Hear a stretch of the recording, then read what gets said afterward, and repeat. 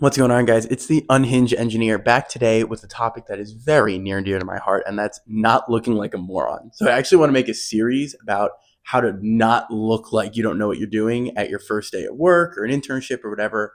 And so today I want to focus on some of the tools that you may be expected to know how to use at your first job, but haven't actually learned in classes or something. So this series is going to be for like a specific kind of person, a specific category that I definitely fell into, which is like somebody who maybe studied like mechanical engineering or physics or even finance, and like they've done coding in class, usually with the intention of testing the topics and the concepts they learned in class, but have never actually written code and worked on software like as a software engineer at a real company, right? And so for me, like I studied aerospace engineering, and usually we'd write scripts in MATLAB, or if we were really lucky, C++ and Python, to demonstrate what we learned in class. But the learning curve from that to actually going to a company and being expected to produce software for them, there's a lot there. So we're going to go from most basic to most advanced over the course of this video.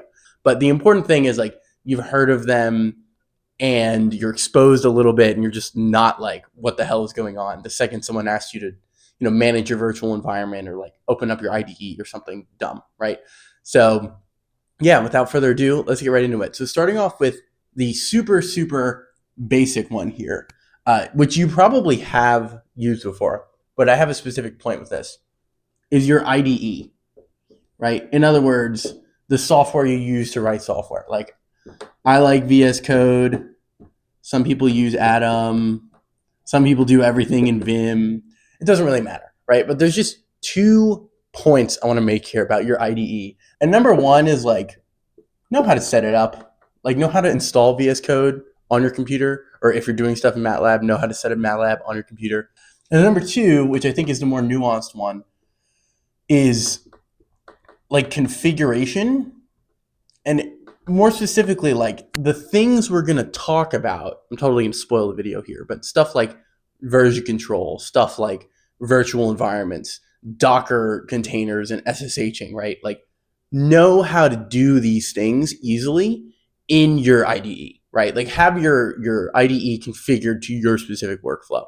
So like for me, as an example, but I do have SSH set up on my, like, in my VS Code. And you may not know what I'm talking about yet, but we're going to get there. The point is, when I open VS Code, I'm automatically SSH'd into the computer I'm going to work on, instead of having to do it like every time. The main point here with your IDE is know how to put it on your damn computer and know how to do the things you need to do for your workflow, like, conveniently within your IDE. VS Code has a lot of support for that. I know Atom does. Vim, not so much, but if you're using only Vim for work, you're probably cracked, and I don't know why you're watching this video anyway. But cool. Okay, next I want to talk about GitHub, right? So GitHub, you've probably also heard of GitHub before. GitHub is just like the storage, like cloud, whatever you want to call it, storage solution that we use to collaborate on one piece of software, like across a team, right?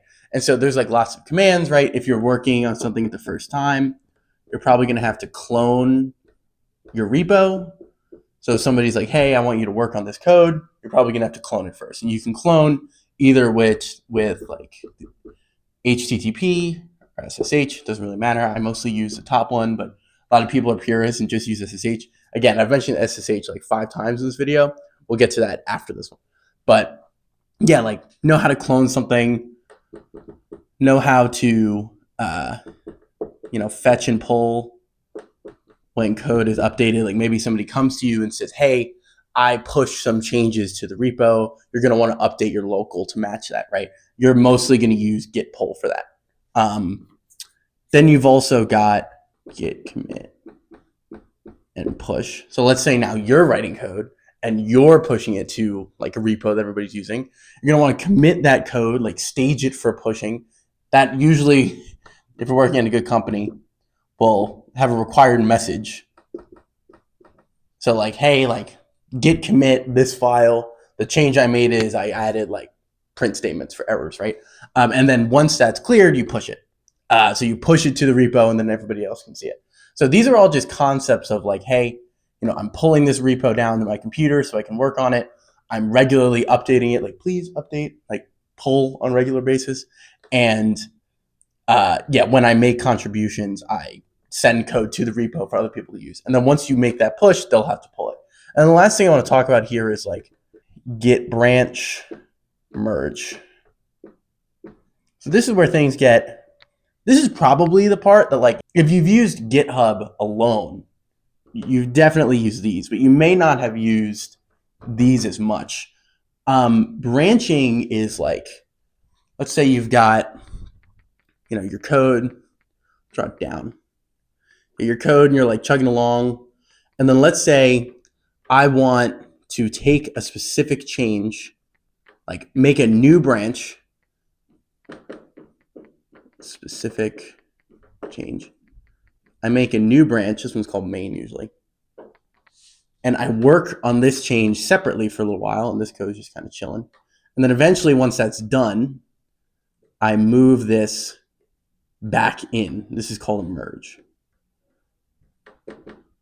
So this is the branch, and this is a merge. And again, this is important when like A, you have multiple people working on it, and B, you have like a production version of your code that needs to be not broken. The point is, know how to branch from a repo and when to branch from a repo, which 9 times out of 10, you're going to want to make a branch, and then merge things back in. And with merging, if you really want to get crafty, you can handle conflicts, right? So what are conflicts? Essentially, a conflict is like, let's say now, while, we'll call this B1, we'll make it a little bit longer. While I'm working on this, somebody else makes a branch and then beats me to it, like merges back in. Now there's been changes in here that isn't reflected in the starting point of this code, okay? So like, they may have added stuff that wasn't in the code when you branched off of it. And you haven't updated because you've been on a separate branch, right? So once you merge back in, there's going to be a conflict between this guy's code and your code that you're trying to merge. And most of the time, you're just going to resolve those yourself. Hopefully, it's not so large that it's like untenable. This is why you should be branching and merging and branching and merging and pulling. This concept of branching and merging, if you're working in software, you should be familiar with. But if you're not and you've just been writing code for other purposes, like I talked about in the beginning of this video, you may want to look into how to use GitHub. Cool. That's GitHub. And by the way, one last note on GitHub. Like there are other solutions like GitLab, Bitbucket, but it's all the same stuff for the most part, with some idiosyncrasies, but nothing crazy. You can just use GitHub for your own edification. You'll be fine. Cool. So the IDE and GitHub were kind of about like the code we're writing. But now I want to talk about the computers we're working on. And with that, I'm mainly talking about like environment configuration. So like I have this written as Linux. I'm not in package management. We're going to start with Linux. Just like for the record, you don't need to be a Linux wizard. I'm not a Linux wizard. That's okay.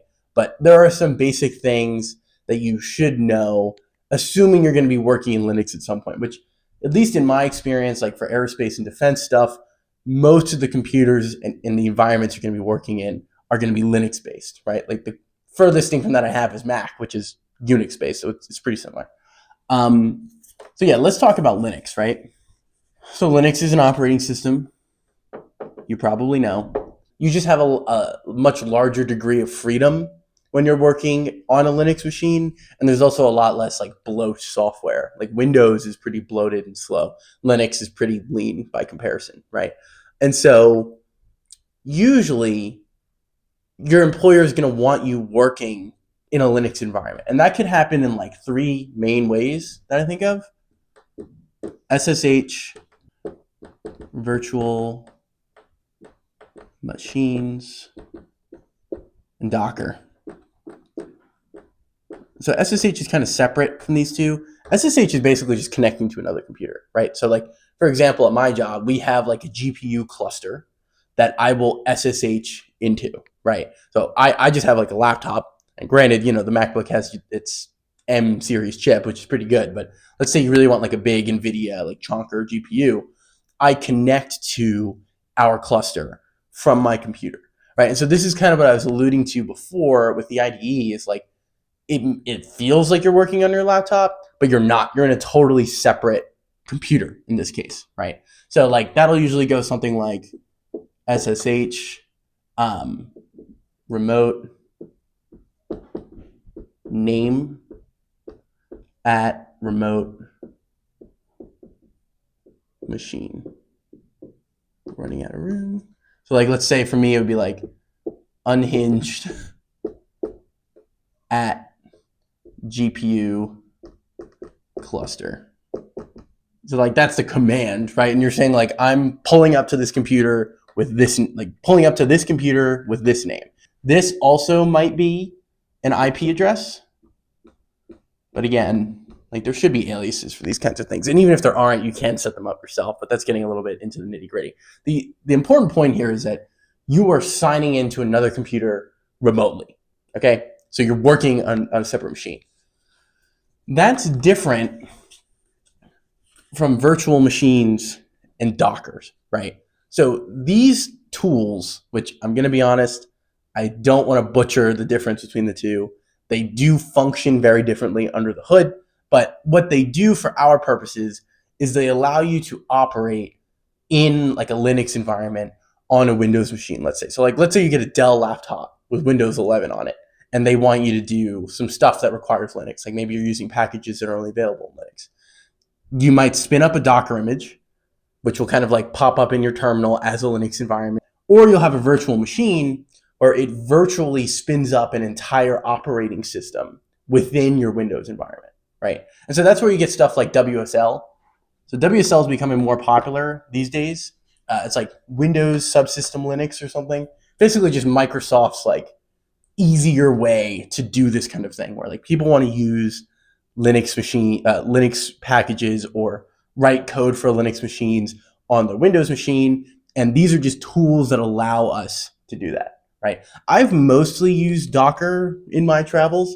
It's actually really easy to use, assuming someone else has done the setup for you, which actually isn't that crazy of an assumption because like usually people will have a container set up for their employees or for a specific team or for a specific project. So a lot of times it's really just a matter of like building the Docker container on your computer once, which is not that hard. You literally just write like Docker build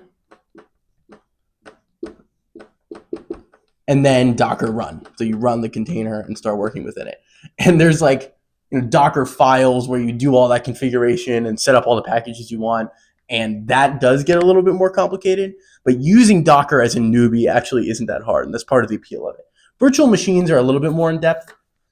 Yeah, that's like kind of environments there. And now I want to talk about commands, like super basic commands. I'm just going to run through like a little bit over 10 that you should know how to do if you haven't heard of these already. I wrote them down over there. Okay, so first of all, we've got moving around. That's ls, pwd, and cd. Ls is kind of search, but it just tells you what's there. Pwd is where am I, and cd is change directory. And that's how you actually like move, right? So just as an example, let's say I'm in root. Shouldn't be doing stuff in root, but let's say I'm in root. All right, that for home. And let's say I do ls and I get like folder 1, folder 2 back. And then I do cd folder 1. Now this is going to become folder 1. And if I ran pwd, sorry, it's getting kind of sloppy here, it would say home/folder1 because I've moved into that, right? So we're just like moving around within directories on our machine. Super dumb simple, okay? If you've used Linux at all, you know how to do these things. What was the next? File manipulation.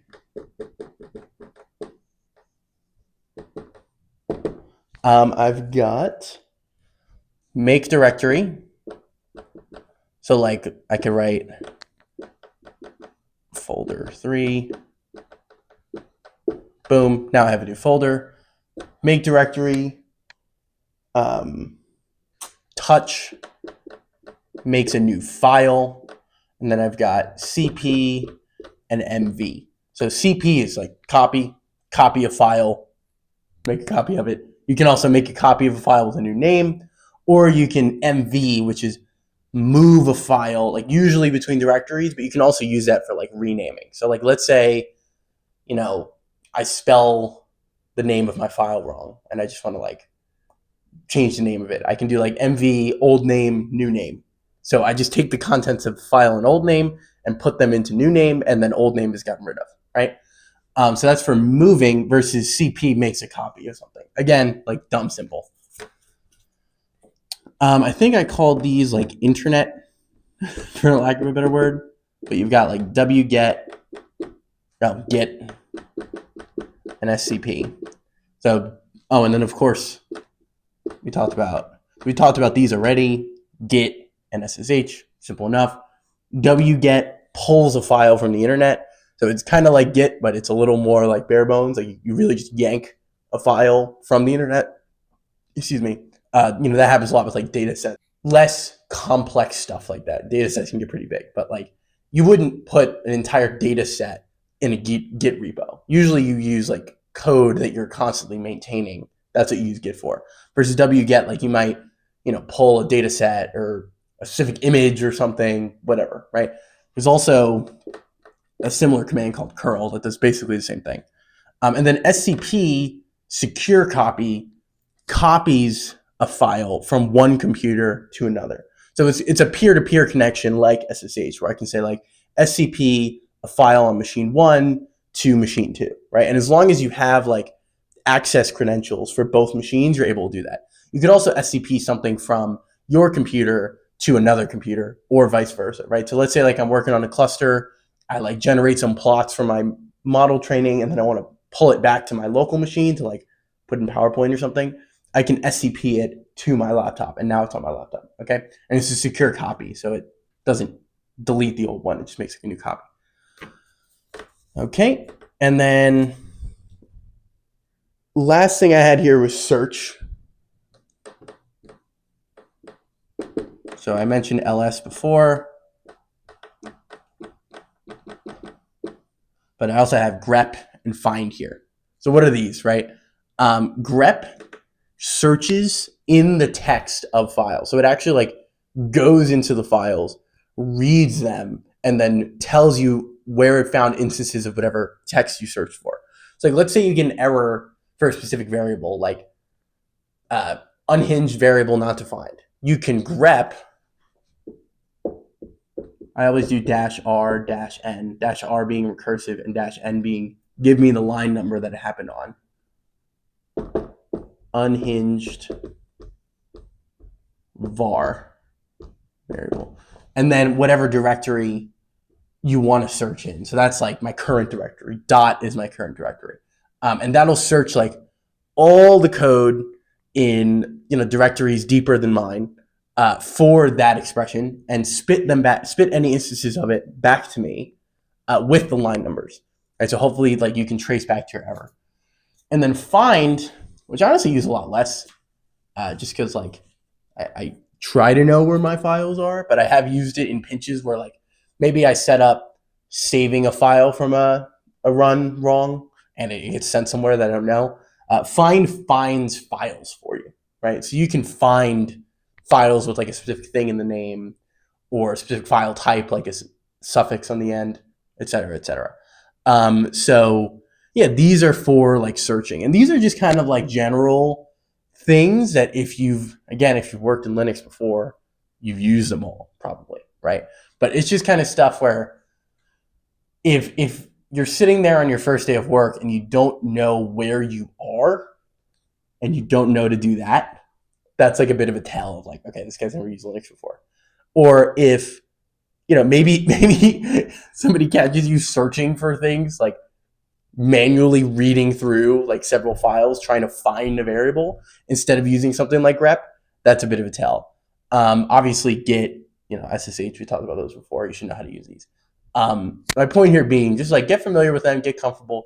I find like Docker actually like kind of a fun tool to play around with. And I use WSL on my like gaming computer when I'm doing like random code that I'm just not sitting on my laptop for some reason. So none of these things are that difficult to use, which is kind of a central repeating theme of this video. But just be exposed to them a little bit before you get to your first day on the job. Okay. And then the last thing I want to talk about is package management.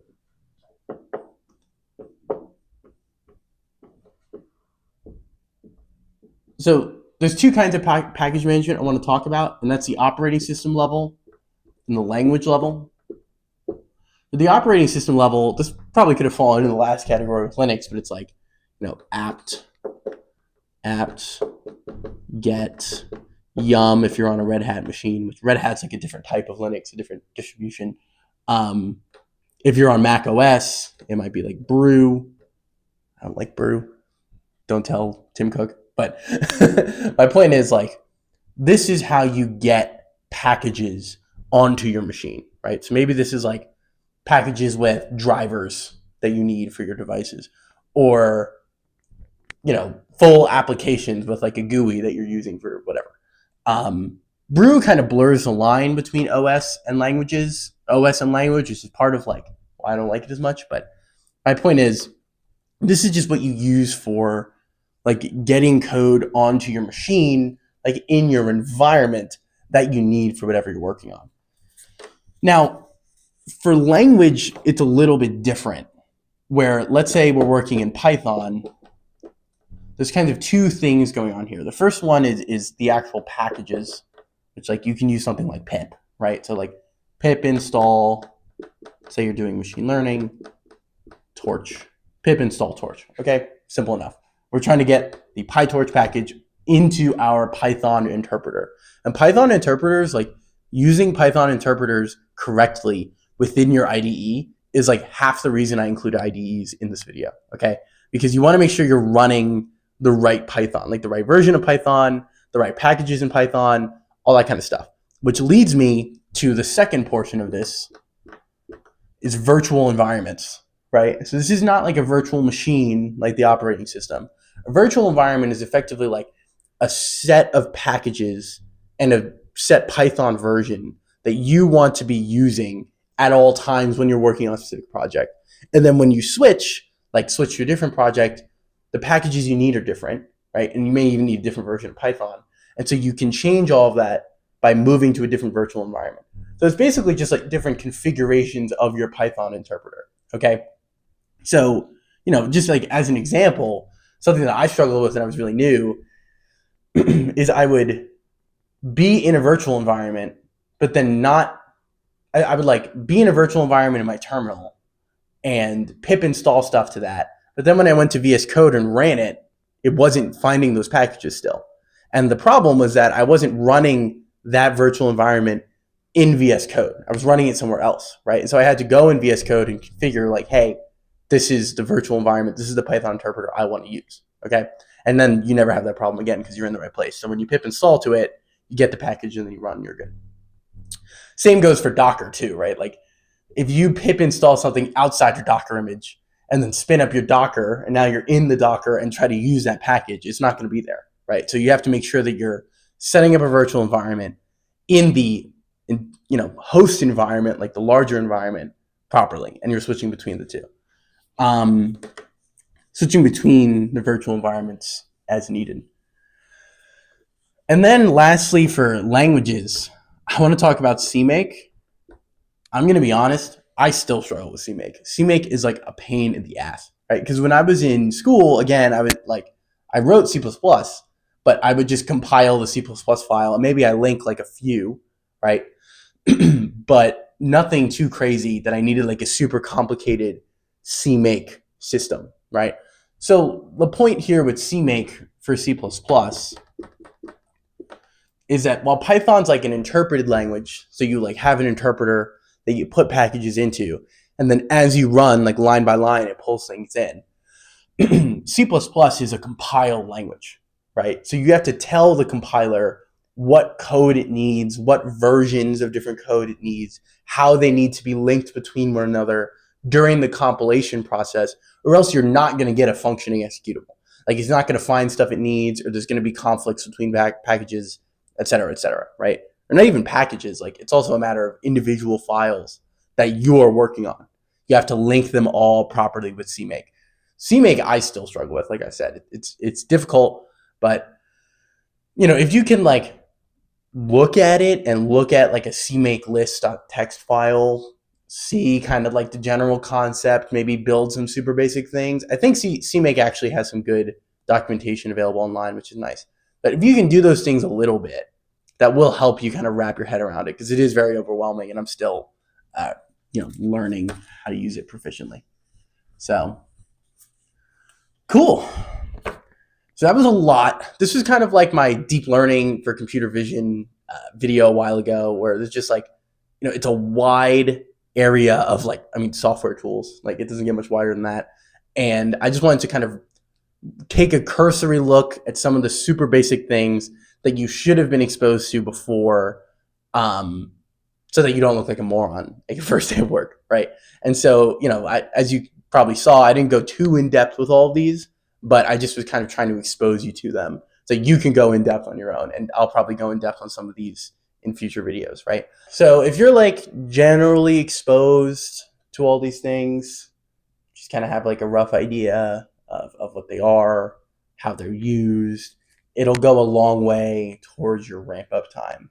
And like something I want to talk about in a future video with mindset, like how to have a mindset going into an internship that makes you not look like a moron, is that I would always think about ramp up time.